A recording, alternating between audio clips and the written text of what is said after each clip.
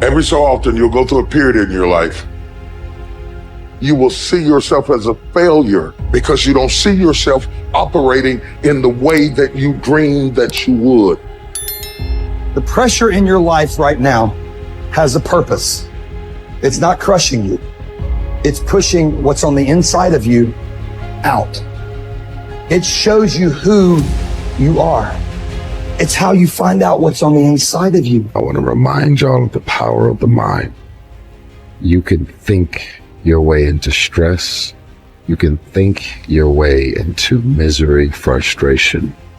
But if you change your mind, it'll change your life. You just have to decide in your mind what you want it to be. You just have to wake up. You just have to break that negative spirit. You have to break through. There is nothing more practical than developing a vision. It's not some pie in the sky exercise. It's without a vision, you're chaotic and fragmented and hopeless and disappointed, and someone can stop you just by putting up a single obstacle. You're a house divided amongst itself.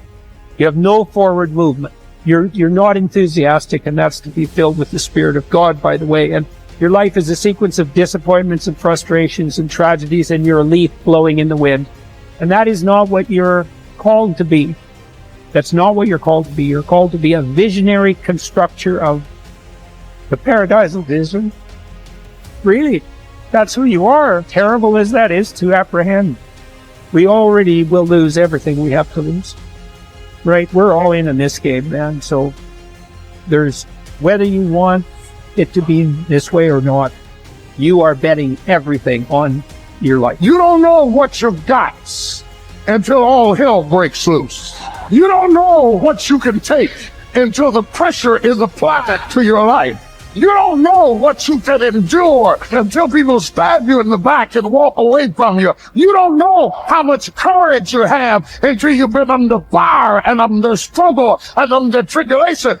Just as nature takes every obstacle, every impediment, and works around it, turns it to its purposes, incorporates it into itself, so too, a rational being can turn each setback into raw material and use it to achieve its goal. You can make anything very tough for yourself, or you can do anything playfully. There is nothing really tough or easy. It is the way people experience it that something becomes very tough or something becomes a joyful process. If you make light of yourself, life will never sit heavy upon your heart. It will be light. But you think too much of yourself, everything will become difficult. Sitting, standing, somebody looked at you like this, so much difficulty, isn't it? Somebody did not look at you, so much difficulty. This is because you have made yourself bigger than what you are. You have ideas about yourself, exaggerated ideas about yourself. If you become too serious about who you are, then everything becomes difficult. If you carry yourself lightly, then everything is with ease. There's two great words of antiquity everybody should learn. Here they are, one's positive and one's negative. Here's the positive word from antiquity, behold. That's the positive word. Behold the possibilities, behold the opportunity, behold the future and give it design. Behold and look at the chances you've got. Behold, spring has come. Behold, the day has arrived. And the sun is shining and the shadows are fleeing away. Behold, the next person you can meet might be your friend for life. Behold, the next person might be a colleague forever. Behold, that's the positive word, behold. Now, here's the negative word. Beware. Beware of what you become in pursuit of what you want. Beware. All of our lives we have to deal with behold and beware. When a kid goes to school, it's behold the opportunity and beware the dangers, behold and beware. So beware of what you become, pursuing what you want. Some things I went for in the very beginning cost me too much. I got so obsessed with some things that I found out later the price was too big to pay. If I would have known better, I never would have paid. But sometimes we learn when? After. So don't become so obsessed with something that you lose your sense of reason or it costs you your friends. Don't be so obsessed with something that you compromise your virtues and your value. The story says Judas got the money.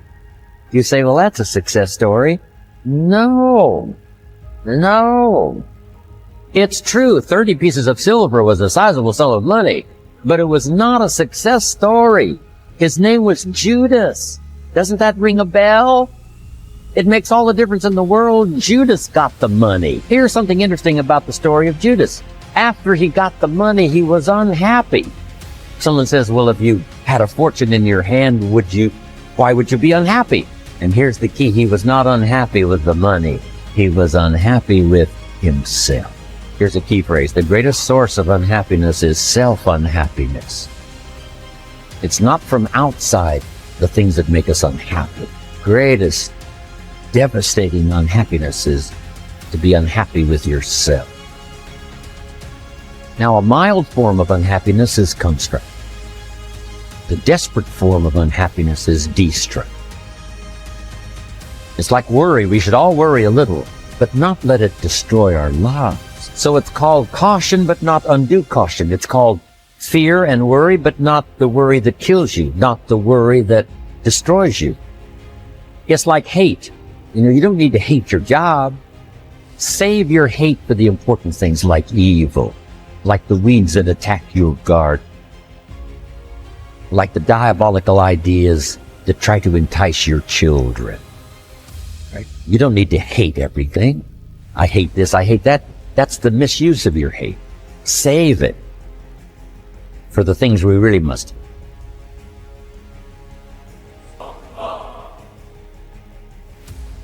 How long are you going to wait before you demand the best for yourself and in no instance bypass the discriminations of reason?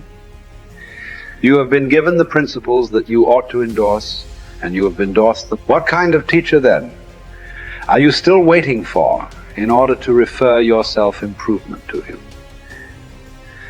You are no longer a boy, but a full-grown man.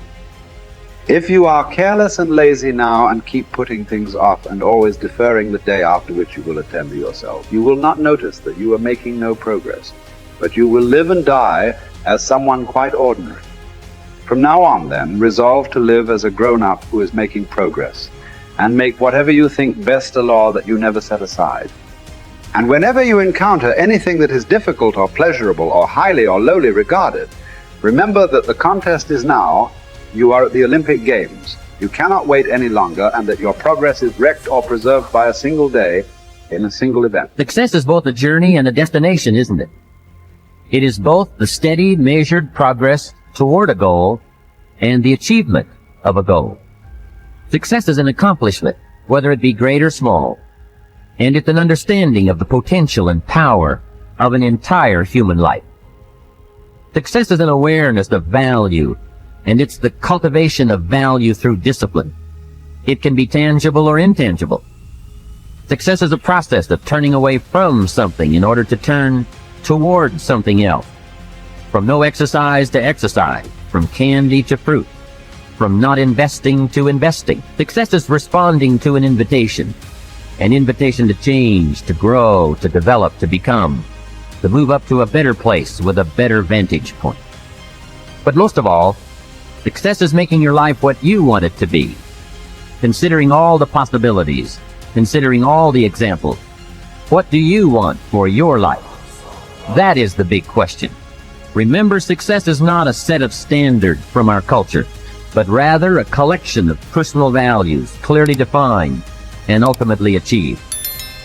Success is your better life for you, the design you give it, the dreams you accomplish. Making your life what you want it to be for you, that is success.